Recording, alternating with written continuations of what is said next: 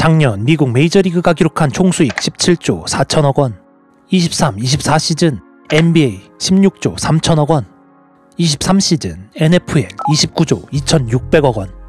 스포츠 리그는 돈이 필요합니다. 리그 운영과 선수들의 연봉, 관계자들의 임금을 지불하기 위해서 많은 돈은 필수라고 볼 수 있죠. 스포츠 시장에서 돈을 벌기 위해서는 많은 스포츠 팬들의 다양한 참여와 소비를 통한 수익 창출이 이루어져야 하고, 이것이 바탕이 되어야 리그는 생존할 수 있습니다. 특히 구단들은 기존 팬들의 이탈 방지와 젊은 팬들의 유입을 미래 스포츠 산업의 성공을 이끌 중요한 동력으로 뽑고 있는데요. 오늘날 스포츠 팬의 규모는 과거에 비해 월등히 커졌습니다. 라리가 테크의 연구에 따르면 모든 스포츠 경기가 자체 디지털 플랫폼을 구축함으로써 전 세계적으로 더 폭넓은 가시성을 확보할 수 있게 됐다며, 특히 밀레니얼 세대와 Z세대가 X세대와 베이비붐 세대보다 더 많은 경기를 스트리밍과 모바일을 통해 관람하고 있다고 언급했는데요. 문제는 이러한 다채널의 등장과 디지털 생태계의 확장은 팬들이 개별 리그와의 특별한 관계를 형성하는 것을 더욱더 까다롭고 힘들게 만들었다는 점이죠. 여기서 이런 생각이 드실 수 있습니다. 구단은 승률만 좋으면 되는 거 아냐? 승률이 높으면 팬덤이 커지는 거 아닌가?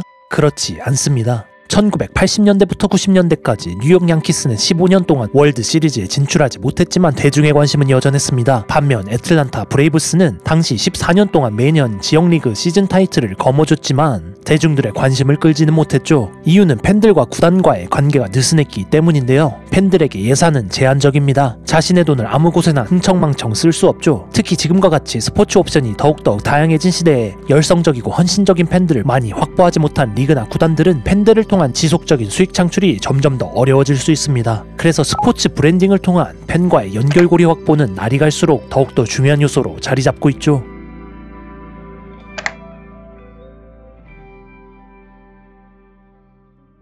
현대 마케팅의 아버지라 불리는 필립 코틀러는 자신의 책 스포츠 브랜드 마케팅에서 이렇게 말합니다. 충성스러운 팬을 확보하기 위한 가장 중요한 연결고리는 스타와 지역이다. 이 중 스타는 구단이 제공해야만 하는 필수적인 연결고리다. 특정 프로리그와 팬들과의 애착 관계를 형성하기 위해서 가장 중요한 것이 무엇일까요? 여러 가지 요소가 있겠지만 리그나 구단과의 상호작용, 그리고 몰입이야말로 그 근원적인 필수 요소라고 할 수 있는데요. 코틀러는 스타야말로 이 두 가지 요소를 제공할 수 있는 가장 중요한 연결고리라고 말하고 있습니다. 여기서 말하는 스타는 우리가 흔히 아는 스타 플레이어만을 의미하진 않죠. 경기장, 리그, 구단주와 같이 각각의 특색이 뚜렷해서 인간화된 스포츠 컨텐츠를 의미합니다. 개성 있는 스타는 팬덤을 끌어모읍니다. 담쟁이 덩굴이 빽빽하게 외야를 덮고 있는 시카고 컵스의 홈구장 리글리 필드는 미국의 야구장 중에서도 가장 소중히 여겨지는 구장 중 하나인데요. 시카고 중심부에 위치하고 있는 이 구장은 100년이 넘은 역사를 지닌 구장으로 야구의 수많은 전통이 시작된 곳이라고 불리고 있죠. 이 야구장은 단순히 시설을 넘어서 시카고시와 그 주민들과의 깊은 연결고리를 제공하는 문화적 랜드마크입니다. 말 그대로 스타 시설이라고 말할 수 있죠. 메이저리그 오클랜드 팀의 총책임 경영자인 빌리비는 리그에서 스타로 불리고 있는데요. 빌리비는 1997년 총경영자직을 넘겨받은 이후 자신만의 통계 분석을 선수들의 경기력을 예측하는 모델에 사용했고, 결과적으로 스몰 마켓의 적은 예산으로 팀을 2000년에서 2003년까지 4회 연속 플레이오프에 진출시켰죠. 자신만의 스타 경영인 브랜드를 만든 거죠. 이런 스타 브랜딩에서 가장 영향력이 큰 건 바로 스타 플레이어입니다. NBA 브루클린 네츠는 플레이오프 무대를 밟은 18-19 시즌에도 총 61만 2,597명의 홈 관중 동원으로 리그 꼴찌를 기록했는데요. 2019년 NBA 스타 플레이어인 케빈 듀란트와 카이리 어빙을 영입함으로써 구단에 대한 팬들의 관심이 폭발적으로 증가했죠. 시즌 티켓 판매, 스폰서십, 추가 계약, 굿즈 판매 등을 통해 약 3,500만 달러의 수익을 창출했습니다. KBO 리그도 작년 스타 플레이어의 영향을 크게 받았는데요. 2024년 정규 시즌 720경기에 한국 프로스포츠 최초로 1000만 관중을 돌파하기도 했죠. 특히 타이거즈의 김도영은 데뷔 3년차에 포텐이 폭발하며 최연소 최소 경기 30-30을 달성하고 팀을 우승시키며 프로야구 최고 스타의 반열에 올라섰는데요. 그 결과 작년 기아 타이거즈는 최소 경기 홈 관중 100만을 돌파했죠.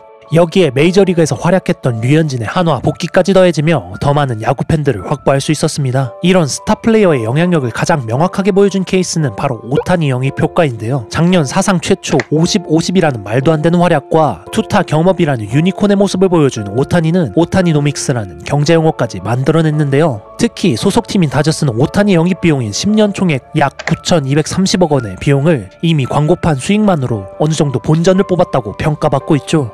게다가 이런 슈퍼스타 플레이어는 리그 전체에서도 엄청난 영향력을 행사하게 되는데요. 작년 MLB 총 관중수는 약 7,134만 명으로 2017년 이후 가장 많은 관중 기록을 세웠습니다. 고무적인 건 18살에서 34살의 젊은 층의 시청률이 각 방송사마다 12에서 36% 증가했다는 건데요. 여기에 아시아 32%, 북중미 16% 등 해외 시청률도 두 자릿수 성장률을 기록했다는 겁니다. 이는 리그의 미래 가치를 높여주는 확실한 역할을 오타니가 해냈다고 볼 수 있죠.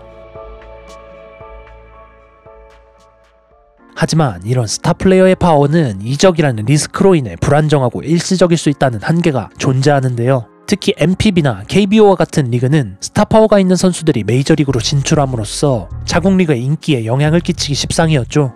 올해도 일본 내 최고 유망주 투수로 불리는 사사키 로키가 자국 리그에서 단 5년만 뛰고 메이저리그로 진출했는데요. 필립 코틀러는 자신의 책에서 리그는 이런 현상에 항상 대비해야 한다고 주장합니다. 미국으로 갈 생각이 없는 국내 스타들을 발굴하여 대안을 마련해 리그의 위상을 높여야 한다고 말했죠. 이러한 한계에도 불구하고 스타 플레이어가 스포츠 브랜딩에 끼치는 영향력은 현재 무시할 수 없을 정도로 큽니다. 세계 무대에서의 스타 플레이어의 놀라운 활약과 자국 리그의 스타가 성장하는 모습을 지켜보는 것만으로도 리그와 팬들과의 특별한 애착 관계가 형성되기 쉽죠. 그래서 스타 플레이어의 발굴은 꾸준히 지속되어야 합니다. 여러분들의 생각은 어떤가요?